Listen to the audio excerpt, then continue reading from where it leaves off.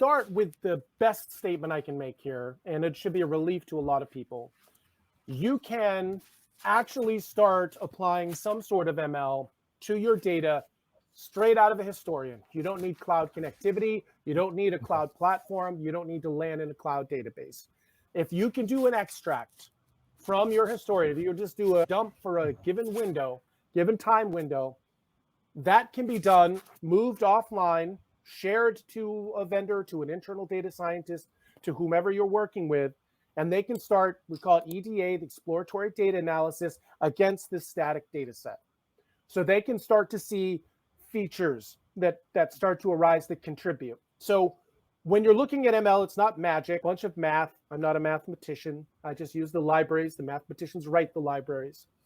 But the important thing to understand is it's not going to show you anything that isn't there, and it's not going to perform magic.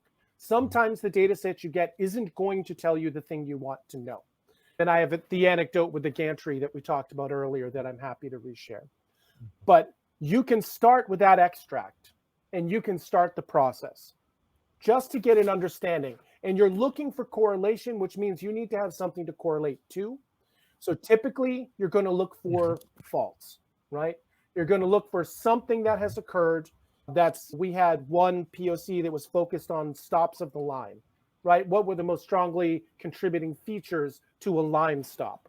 Whether that was a manual emergency stop, whether it was triggered by something automated, but we wanted to find the correlation.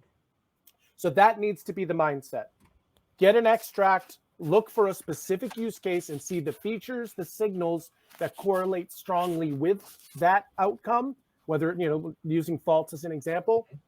Then you can start to dive down and work with the people on the floor to say, okay, what are these 20 features that correlate most strongly with it? And that's where you start to disambiguate again with the fridge door, the door open, latch, and the light coming on, and you figure out which one actually contributed to the temperature drop. That's the first step. Once you've got those signals, those features that seem to be most strongly correlated, then you can start building an ML model to predict when that's going to happen, or to be able to start to categorize and say that this set of signals indicates the likelihood of a fault happening. It's not predictive. It's merely saying this is what it looks like. It looks like those signals you showed me that resulted just before a fault. So that is achievable. The question becomes, how do you operationalize that, right? How do you turn that into something that isn't run monthly against the historian extract? You can get meaningful information. You can do some great visualizations, but you can't operationalize from that.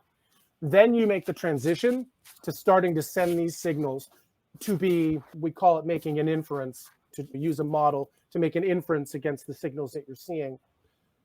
You can do that at the edge, or you can do that in the cloud, or you could do it in both places once you've started to build up on top of that static data set.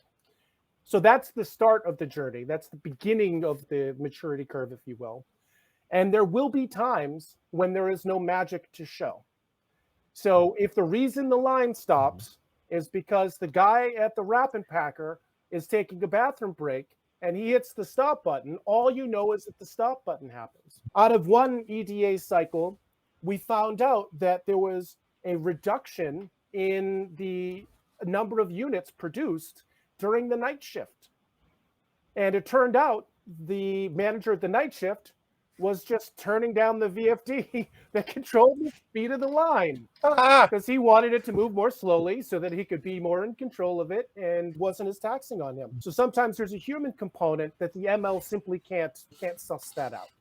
You could only find it by aggregations and windowing, saying that more faults occurred in this time frame, and then look at what the set points were and then determine it from there.